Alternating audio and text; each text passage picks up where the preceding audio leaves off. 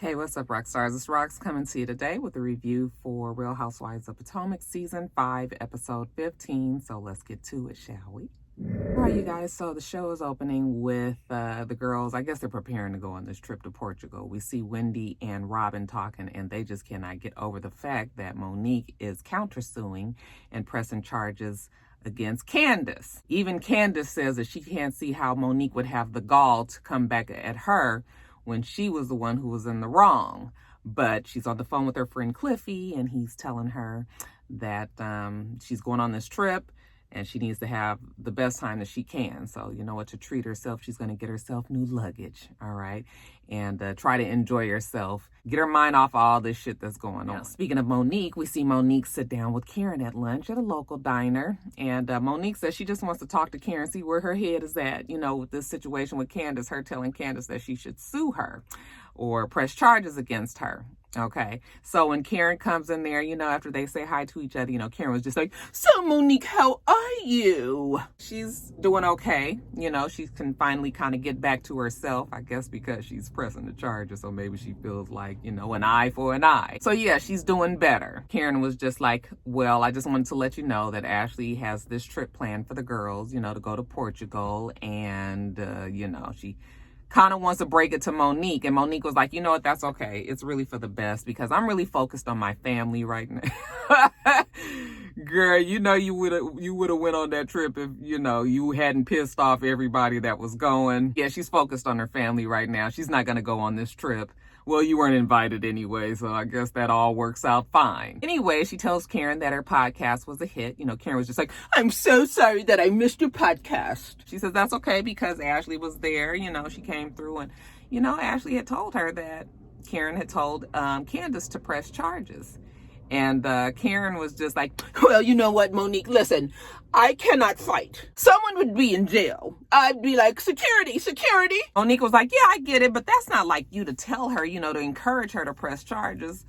I mean, listen, if somebody asked me if I had been attacked, would I press charges? I would say, yeah, girl, I would press charges. That's not me telling you to do it. I'm just telling you what I would do. So, you know, you can't get mad at that. She ain't gave her the lawyer's number and told her what to do. She just said, if it was me, I would. You know, Karen makes it clear, "My friendship with Candace has suffered because all that has happened." And Monique was like, "Well, I don't want your friendship with her to suffer. Just like, you know, we still are friends, and, you know, you should still be able to be friends with Candace as well." Well, I guess maybe in the regular world that would happen, but not on this show. "Listen, me and Candace are going to be fine. We are scratched, but we're not broken." And yeah, I think Candace will get over it eventually. Now we see Ashley, and Ashley has a little talk with Michael, okay? Kind of the same talk that you have with your teenage kids when you go out of town and they don't know how to act, okay? "Don't give no fucking parties in this house. Don't have nobody in my bedroom." So she says that they have a nanny, Eve. Eve is going to be with the baby during the day, and then in the evenings, Michael will come home and put the baby to sleep. Okay, that is the arrangement that we have set up.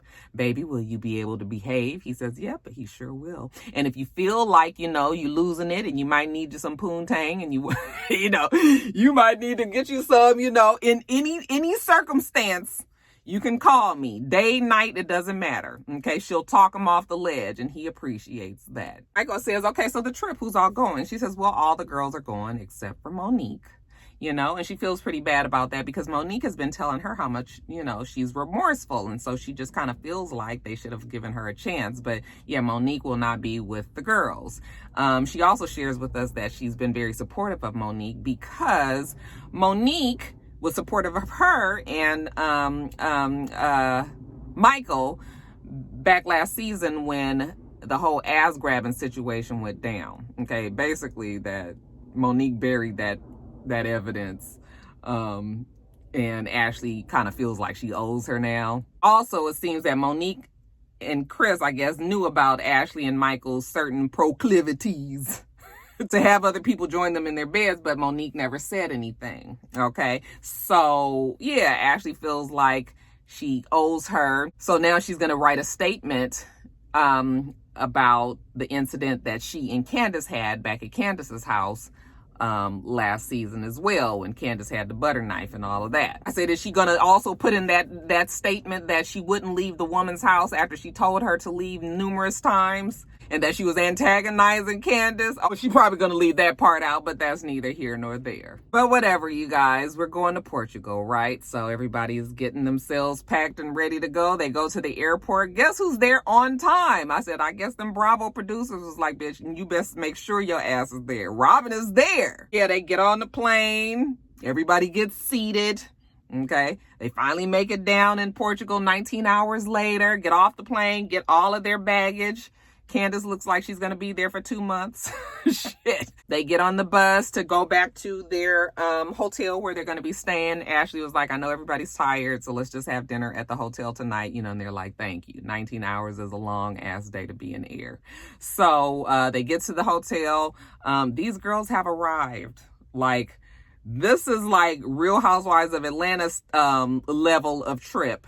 All right, really nice hotel, beautiful rooms, beautiful view. I mean, Bravo is finally shelling out the cash. That's how you know that this show is doing well for them, because they are, you know, paying them for it by giving them a beautiful trip to Portugal. So anyway, everybody gets in their rooms, you know, everybody is settling down, everybody's calling their man, you know, Karen calls Uncle Jessup, tells him there hasn't been any cat fights or anything, no drama. Karen just loves her Uncle Jessup. She says that she's willing to work it out, you know, through whatever with him. Giselle tells us also that she and Jamal are good. You know, they just got to figure out location. I said, girl, it's already figured out. You're going to stay in Potomac and he going to stay in Atlanta. But whatever. Remember, we're all going to get together for dinner tonight. So I guess everybody gets freshened up and then goes down to eat. All right. Karen randomly, you know, she's, I have an ulcer and it's really been painful. So she has milk.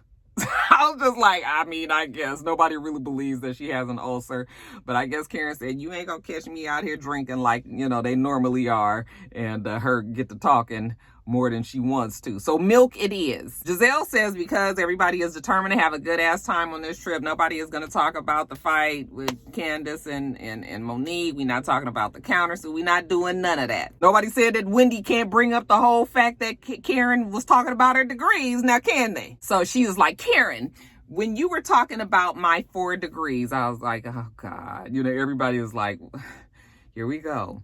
So she tells this whole, I guess, you know, funny story about her father naming her after the fast food chain Wendy, you know, that she is actually the embodiment of the fast food chain. Everybody gets a good little giggle about it. You know, Karen was just like, Wendy, you know what? I'm glad you brought up education, because I just want to make it clear that I am an advocate of education. She's not really trying to say that your 4 degrees don't mean anything, Wendy. There's nothing else that she can say. She's said what she said, and that's that. You know, Wendy was like, that's fine. She's done with it. You know, she's put a button on it. Okay, good. Let's move on, Wendy. So to loosen up, the girl orders shots, you know, and I was like, I don't know why we need to drink. I mean, they plenty shady without the drinks, but okay. Candace asked the guy about certain drinks, and he said something about poon something, and, you know, Wendy said she wants some poon poon, and while we talking about poon poon, you know, what Giselle asked her, how are you and Michael doing? You know, he likes poon poon, and she said, yeah, he's good, and they're good. Okay. She's 100% back into their marriage. Giselle was like, really? That was quick. You know, in a month, you went from 40 to 60 to 100. And she was just like, yeah, because we went through a lot of things and you guys don't even really know about it. See that Karen's hackles are rising because Giselle is being Giselle. Giselle is trying to find someone to pick on that's going through something in their marriage. What Ashley is going through is real. Leave Ashley alone. So, you know, the girls are asking her questions about her marriage, and Ashley is just being truthful. You know, the way that she feels is maybe she kind of pushed Michael to it because, you know, she's kind of cut off some things, wasn't having sex with him in any, you know, and really that's not an excuse for somebody to go out and have sex. So Robin was just like, well, you need to not be, you know, giving him excuses. He's going to go and fuck around on you. That's not really your fault. So you shouldn't, you know, you need to hold him accountable. And Ashley was like, I hear you. So she accepts that. And we get past that. We have our first round of shots. I said, okay, we about to get off to the races. Giselle asked Karen, has she spoken to Uncle Jessup? Yes, I did. Have you spoken to Jamal? Yep, she did. And Jamal had to go, though. You know, he was busy. You know, Giselle, I'm concerned that I haven't seen Jamal with you at any Potomac events. You're always alone. Well, I'm not always alone, but I mean, you have to understand that he does not live in my house. As a matter of fact, he lives like 8 states away. Giselle, is he not proud of you? I don't need him to be around me all the time. You need that. Well, a proud man is around his woman. Child, that Karen ain't letting up. Giselle was like, no, see, that's you, because I don't need that. Has anyone ever seen Jamal? Oh, no, Karen, Jamal doesn't need to be around you. He doesn't need to be around. And Karen was just like, all I'm saying is, and she said, no, all you saying is you need to not worry about my man. And Robin was just like, well, I mean, you gotta admit, like, we all share our men with you, you know, and if you're not bringing your man around us, like, and that Giselle looked over at Robin like, bitch, I know you not going against the boss. Damn it, that's 50 demerits. And I was like, Robin, girl, you in trouble. So they go back to the rooms, and Giselle is talking to Robin, and she was just like, what is this? You going against me in front of the girls? Like, that is not cool. And Robin was just like, well, I got to admit what Karen was saying was not 100% wrong. Like, why is it that you never bring Jamal around us? Like, we all have our men around. Like, I mean, it is kind of something that he's not around if it's a true relationship, you know. And Giselle was just like, I mean, I guess I can accept that, but can you not do that in front of the girl? She couldn't believe that Robin went against her. I was like, finally, Robin is trying to have some little bit of a backbone. I mean, this will probably be all that we get for the next 2 years, but it's something. And we see Ashley. She's in her room. Okay. It's about 7:02 in Potomac. And I guess the baby's sleepy time, you know, for him to go to bed, I think she said was 8 o'clock. So yeah, she's calling to make sure that she can see the baby before he goes to sleep. So she's FaceTiming Michael. Okay. Nobody answers. Okay. I was looking at the phone like, why isn't he answering the phone? Then she calls him. You know, maybe he'll pick up if it's not on FaceTime. He doesn't answer. So she calls Eve, and Eve says, oh yeah, Michael's not there. And also, Ashley, Dina's getting really tired. First of all, Eve, I'm not going to need you to make this shit any worse. You know, this girl is nervous about leaving her baby, and then you going to put 20 on 10 and saying the baby is really tired. We know that is his damn bedtime. It's 7:09 at this moment. Okay. So I'm thinking to myself, like, well, what time was the man supposed to be there? Is he supposed to be there at 5 o'clock? I mean, yeah, maybe 2 hours late. You know, at least he needed to have called. So then she finally calls Michael again, and he answers. And she was just like, well, honey, where are you? And he was like, I'm on my way home. And she was like, yeah, but you're not there yet. And Dean is getting really sleepy, and he's on a schedule. And he was just like, it's 7-Eleven. I was just like... And then I had to laugh to myself because I can't remember a few instances when, you know, I had first had Joe and just doing way too much.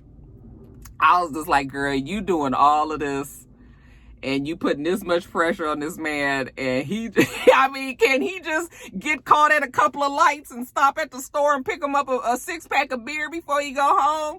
Like, you clocking him like that? I mean, I know that Ashley probably feels like, you know, but I don't even really think any of that was about him because he had cheated. You know, I think she just was really just like, oh my God, my baby is on the schedule. Like, because I've been there. So she was like, he's messing up the schedule, you know. So she's all upset, and she get to crying and shit. She says she just wants to go home. I said, girl, Dean is gonna be okay. Michael on his way home. Tell Eve to quit stressing you the fuck out.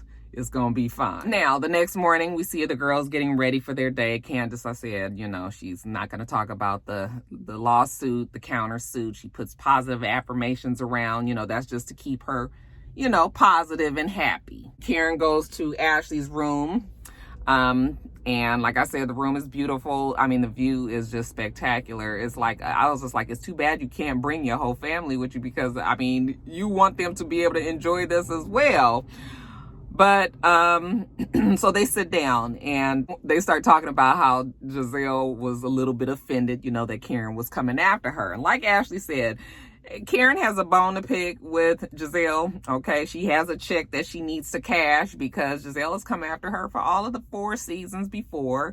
And Karen just kind of sat back and took it. This season, Karen has taken a different approach and Giselle doesn't really like it. No, Ashley, listen, it's just about respect. And if you're not going to share that, then get out. Ashley says, yeah, she gets it. She knows, She tells Karen about her little mishap the night before, how she overreacted because Michael wasn't home yet. And, Karen was just like, were you upset that, he could possibly be out doing something like he had done before? And Ashley said, no. Michael being late a few minutes late should not set you in a tailspin. Ashley needs to deal with the pain that Michael has caused. But anyways, we're going to get this day started. So all the girls go downstairs to meet because they're going to get on the bus to go to the cable cars. And yet again, who is on time? Actually, she's not going to meet you there. She's going to beat you there. I said, look at Robin on time and dressed and everything. I was worried when they showed her in the bed, but no, she's down there. You ain't clocking this pay. Got to pay off a tax bill. So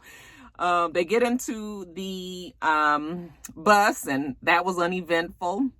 They go to the cable cars, and we have Giselle, Ashley, and Wendy in one car, and then we have Karen, Robin, and Candace in the other car. And again, the views are really beautiful. They're going over the city. And Robin brings up the conversation about Michael and Ashley and asks, did they buy what Ashley was selling? I mean, I can understand you trying to be supportive of Ashley, but I also need Robin to not project her issues on Ashley. Just because Juan may have cheated when she first had her newborn doesn't mean that every man, because she was like, I know that men, they go through their things and they cheat when there's a newborn. And I was like, not every man does that. You cannot say that every man has an affair because they have a brand new baby. So I was just like, all right, Robin. But, they may have a point. Maybe Ashley just needs to make sure that she's not taking the blame for the failures in their marriage. As far as Wendy and Giselle and Ashley, Wendy tells them that she's done with Karen and her condescending attitude. I said, fine, girl, good. Again, move on. I need you to have something else to worry about other than Karen. Nothing too, strenuous on these cable car conversations. They get off, everybody's a little dizzy. I kind of feel like you probably feel the same way as when you have been on a treadmill. Have you ever gotten off the treadmill and then when you walk, you feel like you're walking real fast and you just be a little disoriented? I feel like that's probably how they felt. Anyway, they walk to the restaurant. They're going to have lunch. When they sit down, Ashley runs to the bathroom, and when she comes back, she's pumping her titties, both of them. Just sets it on the table and everything. She said it's legal out there in Portugal, so it's all good, So everybody just kind of looks at her like, oh, she's the new mom.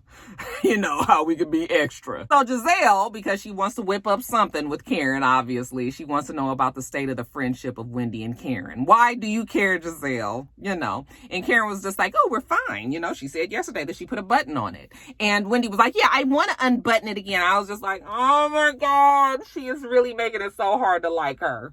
I mean, I think I can officially say that I don't really feel Wendy like that. Like, I don't dislike her, but I can take her or leave her. For real, she can be gone and I wouldn't miss her one bit. That's too bad. I liked her at the beginning. Anyway, she's super defensive. She's talking about all the things that happened when she was getting her degrees. Her father died. She was pregnant. She was sick. She was this, she was that. And I mean, what else do you want Karen to say other than she apologizes? Okay, she's apologized and let's move on. I swear I hope that this is it. Then we move on to Giselle. Candace mentions how Giselle was keeping Jamal away from the girls. And Karen was just like, no, I want to explain to you. Okay, it was really just Karen reaching out to say to you that, she's supportive. And Giselle said, well, that's not the way that it came out. That's not exactly what you said. Listen, Giselle, you want to know what's going on with Michael and Ashley, what's going on with me and Uncle Jessup, but you don't want to talk about you. Why is it different? Giselle says, well, Karen, you've been guarded with us the whole time. Like, you all of a sudden want me to be sharing everything that goes on, but you don't really share anything with us. And Karen was just like, well, what do you expect? Like, who goes around telling the devil their business? Everybody was like, oh. And Giselle was like, you're talking out the side of your neck. Are you calling me the devil? Okay, well, if the pitchfork fits, shit. But Karen was just making it plain. You can either open up to this friendship circle and share the same that you expect of us, or you can just keep your mouth quiet. If you're not going to say nothing, then quit asking everybody about what they got going on. How about that? So while Karen is giving her all of this business, Giselle was just like, let me call my man to prove to you guys that nobody is saying that he doesn't exist, girl. We know he in Atlanta. You can FaceTime any damn body, okay? That ain't saying what we talking about. The nigga ain't with you right now. So anyway, she FaceTimes, hey, Jamal, hey, I just want you to see the girls. There's Candace, there's Ashley, there's Karen. Everybody is just like, hey. I guess she felt like she was doing something when she hangs up the phone. They was just like, Giselle, I guess Giselle fixed you. But honey, that does nothing for Karen. Listen, I think you are failing us as a friend if you think that you can walk around and demand every morsel of our lives so you can joke about it. But we cannot have any opinion in yours. You want to be superficial friends? We can do that dance, Giselle. Because I'm not giving you shit. Because you don't give shit. But shit. So Karen will not let up on Giselle, and the girls are actually kind of giggling and laughing about it, and you can tell that it has made Giselle uncomfortable. I actually can appreciate this. Giselle doesn't have to share Jamal, but the fact that Giselle's always in everybody else's business, yeah, I'm loving this kind of pressure on her. I'm sure it's water off of Doug's back, though, because, honey, Giselle don't really care like that. But it is still good to see that, somebody is giving it to her the same way she's always giving it to them. All right, you guys, let me get off of here. Hey, I'm going to be on Scotty by Nature. Well, actually, on YouTube. His YouTube channel is Mr. Still Standing. I'm going to be on his live tonight from 8 to 8:30 Eastern Time. We're celebrating his 20,000 subscribers. So you guys make sure I'll put his YouTube name on here. You guys, if you feel so inclined, you can join us. It's going to be many, many other YouTubers that are going to be joining throughout the night. So you guys make sure that you tune in. And I am going to get off of here. Make sure that you rate, comment, and subscribe to the channel. I'm itsrox. The channel's for itsrox. Everything else I do will be in the bottom bar. All right. So I hope that you have a wonderful, wonderful rest of your day. And I plan on doing the same. There's some birds fighting outside of my car. Can you guys hear it? Or not fighting. Something's going on with some birds. Anyway, you guys, what was I saying? Make sure that you rate, comment. I hope you have a wonderful, wonderful rest of your day. And I plan on doing the same. Until next time, Roxstars. Bye.